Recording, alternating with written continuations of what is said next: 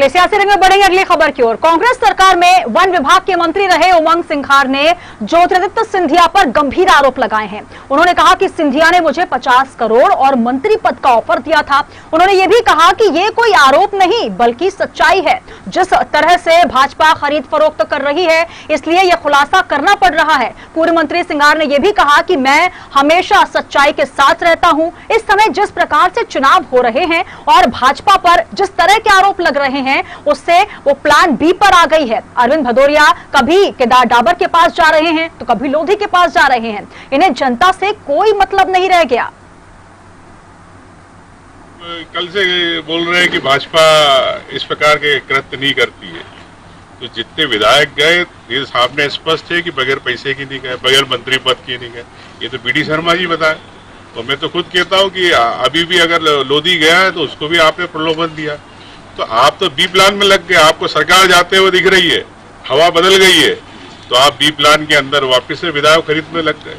तो मैं तो यही कहना चाहता हूँ कि आप पहले अपना खुद का गिरेबान देखें। उसके तो लगातार आरोप प्रत्यारोप की जंग तेज हो चुकी है और सिंधिया पर ये गंभीर आरोप सिंघार का साफ तौर पर यह कहना है कि 50 करोड़ मंत्री पद का ऑफर दिया गया। उन्होंने कहा कि ये कोई आरोप नहीं बल्कि सच्चाई है। रवि हमारे संवाददाता धार से जुड़ रहे हैं। रवि, जिस प्रकार के आरोप उमंग सिंघार ने लगाए हैं उनका यह भी कहना है कि ये आरोप नहीं बल्कि सच्चाई है, क्या कहेंगे इसके लिए?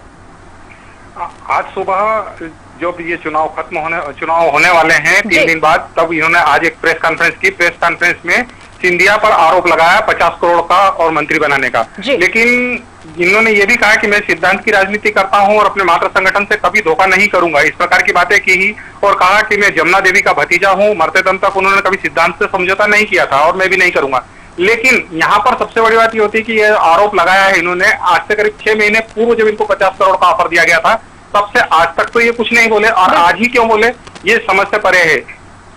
बिल्कुल रवि, साफ तौर पर जिस प्रकार से उपचुनाव जो है उसको लेकर तमाम दिग्गज अब अपनी पूरी ताकत झोंकने में लगे हैं, वहां पर ये आरोप प्रत्यारोप, खरीद फरोख्त, तमाम ऐसी चीजें निकल कर आ रही हैं जो कहीं ना कहीं पार्टी की या व्यक्तिगत तौर पर छवि खराब करने को लेकर बयान दिए जाते रहे। और ये कोई नई बात नहीं है, तमाम चुनावों में उपचुनावों में ये देखने को मिलता है। लेकिन ये प्लान बी जो है कहीं ना कहीं अब ये भी कहना है कि भाजपा प्लान बी पर आ गई है। तो इसको लेकर अब भाजपा की तरफ से क्या कुछ बयान आया? हालांकि ये कोई नई बात नहीं है इसलिए इस तरीके के बयान तो निकलते रहते हैं, लेकिन सिंधिया पर एक बड़ा आरोप है ये।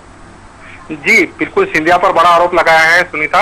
आचार संहिता के उल्लंघन पर उमंग सिंघार पर धारा 188 में कार्यवाही भी हुई है। शायद ऐसा लगता है उससे है ये बौखलाहट है, जो बौखलाहट के कारण ये हुआ है। देखो साफ तौर पर तो ये सिंघार का सिंधिया पर बड़ा वार है कि आज मैं सच्चाई उजागर कर रहा हूं। जिस प्रकार से आपका कहना है कि ये जो बयान है ये आज जरूर दिया गया है लेकिन इसका प्लेटफॉर्म जो है काफी पुराना है, तो आखिर इतना समय का इंतजार क्यों किया गया, उपचुनावों का ही वक्त क्यों लिया गया, ये भी बड़ा दिलचस्प है। हालांकि उपचुनाव के मद्देनजर तमाम आरोप दोनों ही पार्टियों की तरफ से लग रहे हैं। तो आपको बता दें कि भाजपा पर खरीद फरोख्त का आरोप मंत्री उमंग सिंघार ने लगाया है और साफ तौर पर सिंधिया को घेरने की कोशिश की गई है। बहुत शुक्रिया हमारे साथ जुड़ने के लिए। तो इस समय जिस प्रकार से चुनाव हो रहे हैं और भाजपा पर जिस तरीके के आरोप लग रहे हैं उनका कहना है कि ये प्लान बी पर भाजपा आ चुकी है। अरविंद भदौरिया कभी केदार डाबर के पास जा रहे हैं तो कभी लोधी के पास जा रहे हैं। उन्हें जनता से कोई मतलब नहीं है।